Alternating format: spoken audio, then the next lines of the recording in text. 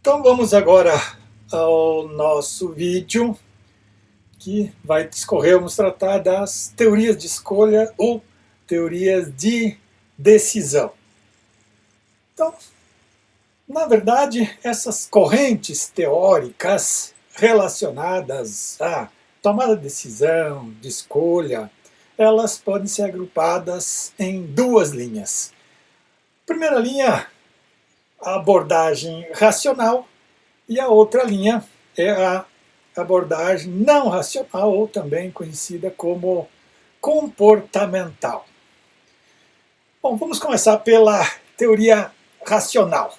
Então, a teoria racional, a gente pode pautar ela, ou pode remontar a proposição de Bernoulli, lá do século XVIII ainda, 1738, quando ele sugere que as pessoas escolhem entre duas alternativas de risco aquela que maximiza a utilidade esperada. Então ali nascia o conceito de homo econômicos, homem racional, e que perdurou ali por 2 séculos e meio, e até hoje boa parte dos economistas clássicos ainda entendem válido, e de fato tem a sua validade, porque a gente já vai ver a concepção, a ação humana sob a ótica da racionalidade. Ela é válida, ainda que você acrescente depois os limites cognitivos a isso. Então, a partir de Bernoulli surge a teoria da utilidade esperada. Só para a gente entender um pouquinho melhor, ou interpretar melhor essa teoria inicial, a racional, para depois fazer o contraponto, o contrabalanço com a teoria comportamental. Então, temos aqui no eixo das abscissas a riqueza e no eixo das ordenadas a utilidade. E mais ou menos essa curva aqui equaciona uso ou alocação de riqueza e utilidade esperada dessa utilização. Então, o que temos no primeiro momento? Então, aqui eu vou usar x de riqueza, e usando x de riqueza, fazendo o par ordenado desse gráfico, eu mais ou menos observo o mesmo x em utilidade. Mas daí eu adiciono mais um pouco da riqueza, eu adiciono esse outro recorte que eu vou chamar de y. Então note que a hora que você ajusta o par ordenado, esse y já não me entrega a mesma utilidade. Já a percepção, a relação entre uso de riqueza e utilidade esperada vai caindo. Claro, a teoria da utilidade é uma teoria densa, tem várias curvas, mas essa é o resumo básico do entendimento dessa teoria. Um exemplo. Imagine você queria sempre comprar aquela televisão QLED de 4K, sei lá, custa 100 polegadas, custa 10 mil reais. Aí você fez a economia, e adquiriu, achou uma televisão, 10 mil, foi lá, comprou, pagou, adquiriu o televisor. Passados 20 dias ou 30 dias depois, você recebeu aquele malware, aquele spam ali na tela do teu computador, aquele anúncio, a mesma televisão, idêntica, mesma marca, tudo, por 5 mil. Você compraria? Então note que, mesmo você pagando a metade, ou mesmo sendo a metade do preço em relação ao que você adquiriu, possivelmente você não vai comprar. Porque você fala, olha, bom, qual é a utilidade? Eu não estou enxergando a utilidade do uso dos 5 mil na riqueza em relação a que me acrescenta essa outra televisão de 100 polegadas. Então, mais ou menos, ainda que gradativamente a gente aloque riquezas, racionalmente a gente pondera o quanto de retorno de contribuição ou a chamada relação custo-benefício que pode emergir do entendimento dessa teoria. Agora, indo já para as teorias não racionais ou as teorias comportamentais, né? Então, ainda que a gente possa juntar várias correntes, várias publicações, eu diria que o marco, a abordagem inicial, o choque inicial que veio sobre a teoria racional, o Homo economicus, veio por meio de Herbert Simon, a partir do final dos anos 40, ali, exatamente 1947. Então, Simon, o que ele faz? Ele diz que, Simon não diz que as pessoas são irracionais. Não é isso. Simon diz o seguinte: o ser humano ele age ao máximo dentro da sua racionalidade. Porém, ainda que ele não saiba, ele tem limite nessa racionalidade. Então, vamos chamar assim, por esforço, o ser humano maximiza a sua racionalidade. Mas ela não alcança a completude racional esperada na teoria do Homo economicus, da teoria econômica clássica. Então, por que há essa limitação cognitiva? Primeiro, nós temos um limite neurofisiológico e também temos um limite de linguagem. Esses dois elementos, no contexto, principalmente organizacional, e de ação do agente como gerente, como gestor, tem esses dois itens. Então, o neurofisiológico é o limite de capacidade que a gente tem, primeiro, em acumular as informações e processar. Processar quer dizer compreender e interpretar as informações que recebemos. Por outro lado, na condição de agente, não raras vezes a gente tem limites na capacidade de transmitir a informação. Então, aquele ditado, né? Você explica, esclarece, dá uma tarefa e depois questiona. Mas como é que a pessoa não entendeu qual foi a intenção, o objetivo daquela tarefa? Então, por conta dessa limitação.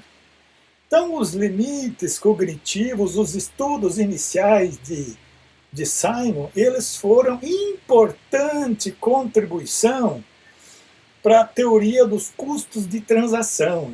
Então, o grande expoente da teoria do custo de transação foi Oliver Williamson, aí na década de 70, mas esse livro que eu trago aqui é a edição de 89, mas inícios dos anos 70, Williamson, com base nos pressupostos, nos entendimentos de Simon, ou que de Simon tenham servido de inspiração para os estudos dele, então se construiu a teoria do custo de transação, ou a economia dos custos de transação, que é subdividida em duas linhas, em dois grupos. Então, num primeiro grupo se discute justamente a racionalidade, e no outro grupo se discute o oportunismo, o comportamento oportunístico do ser humano.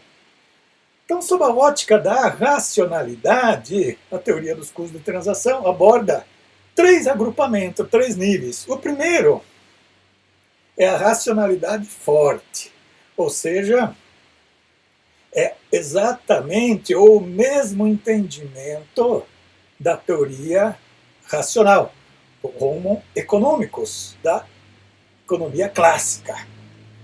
Segundo grupo, a racionalidade limitada. Essa é a racionalidade explorada na grande parte da teoria comportamental, inclusive nas finanças comportamentais, é levado esse entendimento em termos de pressuposto, né? E, por último, a racionalidade orgânica. A racionalidade orgânica ela é pouquíssimo explorada, porque pressupõe que a pessoa não teria condições elementares de antever as consequências das suas tomadas de decisão. E o outro grupo, o oportunismo. Então, o oportunismo também se subdivide em três classificações. O oportunismo, o comportamento oportunístico, o autointeresse forte. O autointeresse forte pressupõe que o indivíduo, o agente, já tem pré-formatado, a priori, intenções de má conduta, desvios de comportamento, desvios de caráter. Então essa abordagem, ela, por não fazer parte de uma, vamos chamar de uma formação, de uma manifestação espontânea, ela também não é tão explorada, ali jamais até num nível aí de estudo, de contratos, etc. Mas nessa dinâmica que a gente está abordando, ela não tem tanta densidade. O autointeresse simples.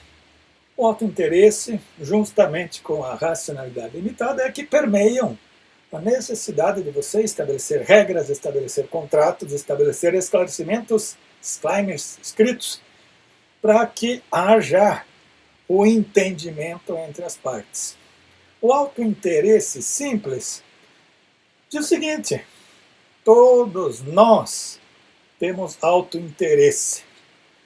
Quando a gente leva no contexto da organização, por isso que a gente diz o equilíbrio entre o interesse pessoal e o interesse organizacional, que muitas vezes até é discutido na teoria da agência, é que às vezes o gerente, o diretor, ele poderia tomar decisões mais arriscadas, por consequência, poderiam ser mais rentáveis para a empresa.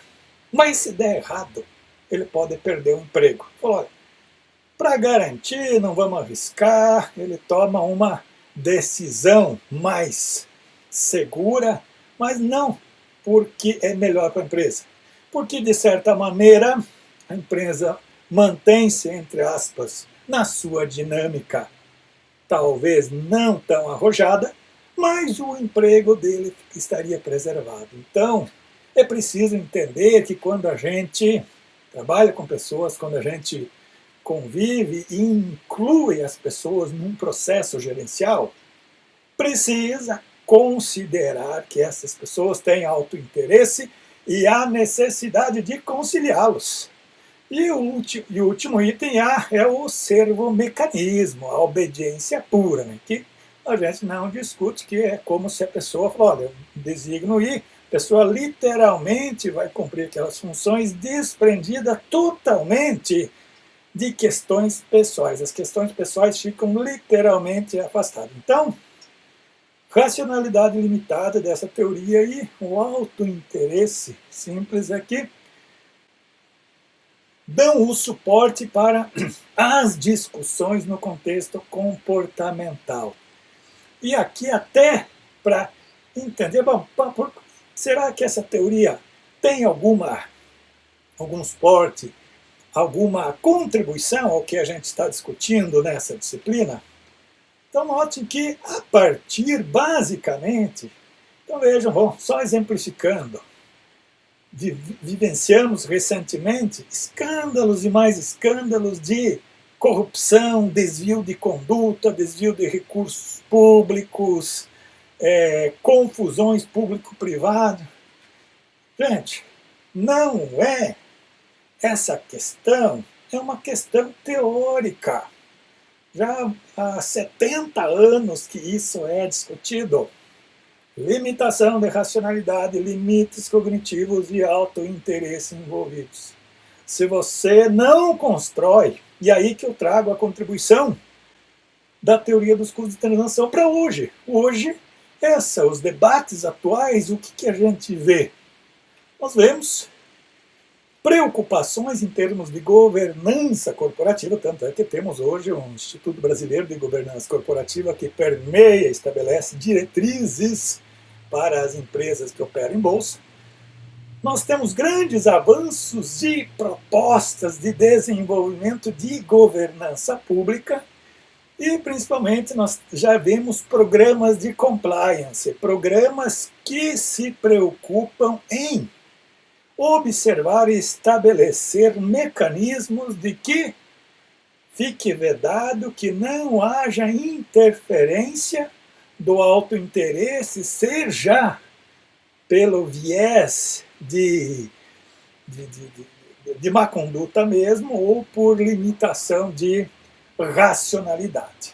Então, no contexto desse tópico aí das teorias de escolhas, tivemos essas duas abordagens, e é importante quando você considera essas duas abordagens, e aí dando destaque para as teorias comportamentais, que na gestão pública você estará incluindo no processo gerencial administrativo pessoas. E as pessoas têm limites cognitivos e as pessoas têm autointeresse. Então, dependendo da demanda, dependendo das responsabilidades, é preciso também pensar, planejar mecanismos para que estes elementos também fiquem equacionados.